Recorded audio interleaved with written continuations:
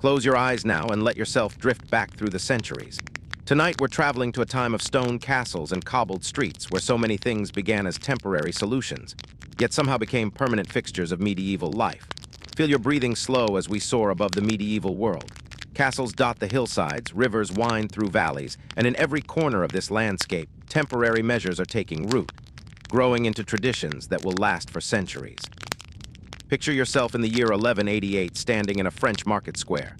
A royal herald announces a new tax, just temporary, he promises, only to fund the Crusades, only 10%, only until the Holy War is funded. Then it will disappear like morning mist. The tax collectors came as promised. They took their 10%, carefully recording each payment in leather-bound ledgers. The crusade was funded. And then, the tax evolved. It transformed. It found new names and new justifications, returning again and again like an unwelcome guest who simply never leaves. Let yourself sink deeper now. Picture a tax collector in the year 1250, then 1300, then 1350. Grandfather, father, son, all collecting what was meant to end decades before. The temporary had become hereditary. The quick fix had become family tradition. Feel the weight of those centuries in this worn ledger. Page after yellowed page, century after century of entries. The temporary tax became permanent record, preserved in ink and parchment, outlasting the very kingdoms that established it. Now we move to England, to the years following 1066. William the Conqueror sits uneasily on his newly won throne. Saxon rebels plot in shadows, causing trouble under cover of darkness. William needs a solution, a quick temporary measure to maintain order. The answer, cover the fire.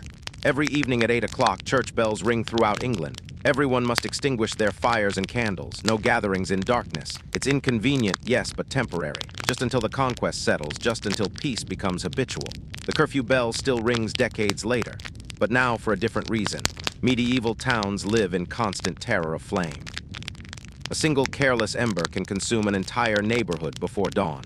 The temporary security measure has transformed into permanent fire safety. In some English towns, curfew bells continued ringing into the 1800s, 7 centuries after William's temporary measure. The bell that once symbolized conquest became the heartbeat of a community. The temporary had learned to be permanent. Picture a village in the year 1200. The lord establishes a market, but wants monopoly rights in compensation for his investment. All trade in the region must flow through his market. It's only fair and it's only temporary, just until he recoups his costs. The lord recoups his investment within 5 years. The temporary arrangement should end. It doesn't. By 1300, a century old, the monopoly is defended by legal documents, sealed with wax, recorded in royal courts. The grandson of the original baker still pays fees to the grandson of the original lord. Nearby villages want their own markets, but the monopoly legally prevents competition.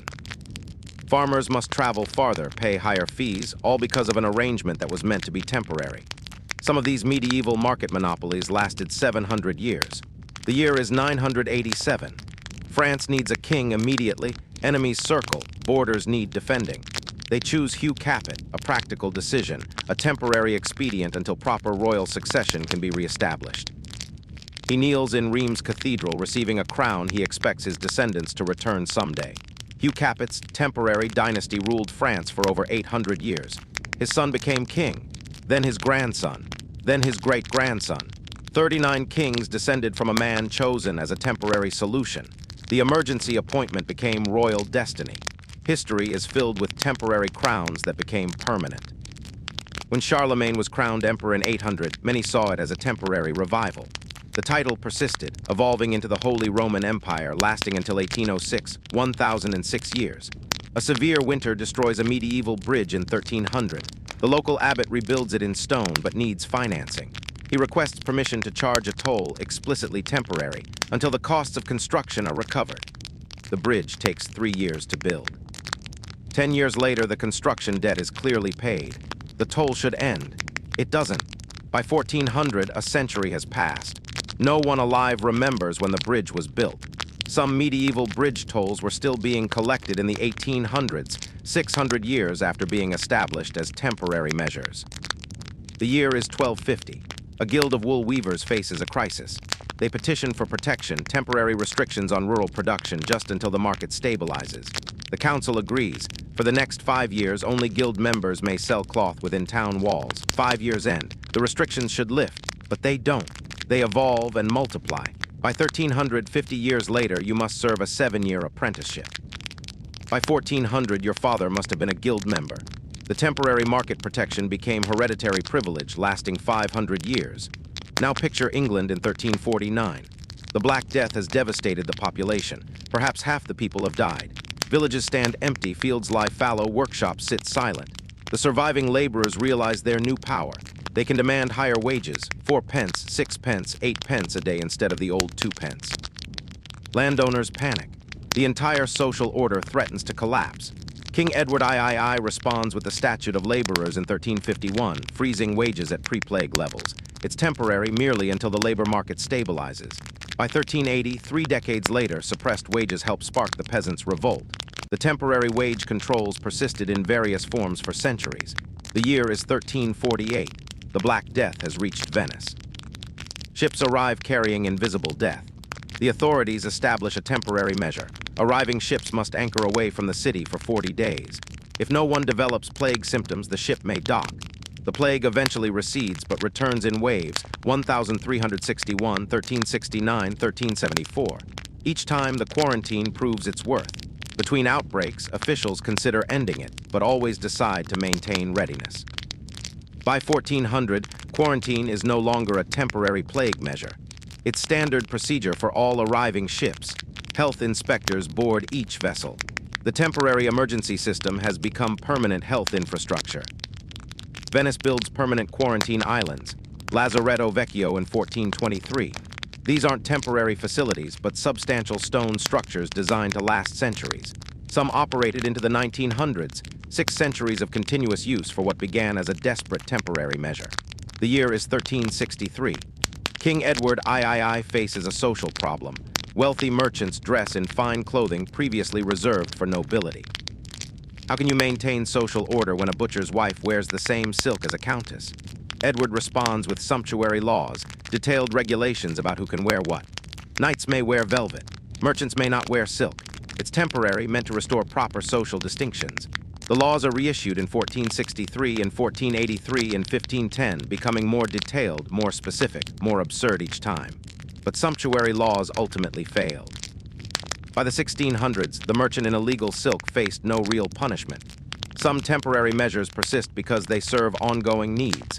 Others fail because they oppose forces too powerful to restrain, like human ambition and economic change. In the early medieval church, many priests were married. This was neither scandal nor secret. But by 1049, Pope Leo IX faces a crisis. Priestly positions are becoming hereditary. A priest's son becomes a priest, inheriting his father's church and income. Leo IX decides on mandatory celibacy for clergy, temporarily to break the pattern of hereditary succession. Once proper systems are established, the requirement can be reconsidered. A priest stands at his church door, saying goodbye to his wife and children. It's difficult, painful, but temporary. By 1200, no one in the Catholic Church questions priestly celibacy. It's presented as ancient practice, sacred tradition, divine requirement. The temporary discipline became permanent doctrine. To this day, nearly 1,000 years later, Catholic priests take vows of celibacy. Christmas Day 800. Pope Leo III places a crown on Charlemagne's head, proclaiming him Roman Emperor. This moment is meant to be symbolic, temporary, personal to Charlemagne himself. When he dies, surely this temporary imperial title dies with him. It doesn't. By the year 1000, what began as Charlemagne's temporary honorific has become the Holy Roman Empire. By 1200, it has elaborate election procedures. 7 prince-electors choose the emperor. Temporary has become thoroughly institutionalized. The Holy Roman Empire finally ends in 1806, exactly 1006 years after its temporary beginning. Napoleon forces the last emperor to abdicate. 1,000 years. What began as a temporary expedient lasted for a millennium. The year is 1350. The 100 Years' War rages. A prosperous French town faces danger and must build walls. Will be expensive. Houses must be demolished. Every citizen must contribute. But it's temporary. Once the war ends, they can tear down these ugly walls. It takes 10 years to complete the walls, 20 feet high, 6 feet thick, studded with defensive towers. The war continues another 70 years. By the time peace comes, an entire generation has grown up with walls. The town has become a fortified place. Walls define it, shape it, give it identity. Peace finally comes, questions arise. What if war returns? What about bandits? The walls remain through the 1400s, through the 1500s, through the 1600s. They become part of the town's identity, no longer emergency fortifications, but heritage and tradition. Some medieval walls built as temporary wartime measures still stand today. In Carcassonne and Avignon in York, walls raised in haste during medieval emergencies now serve as UNESCO World Heritage Sites. Temporary barrier became permanent landmark. A pattern emerges, doesn't it? Once something is established, once it creates its own bureaucracy, its own constituency, its own tradition, it develops a kind of inertia, an institutional weight that resists change. The medieval people who established these measures could never have imagined how long they would last. The tax collector in 1188 didn't envision his great-great-grandson still collecting 5 generations later.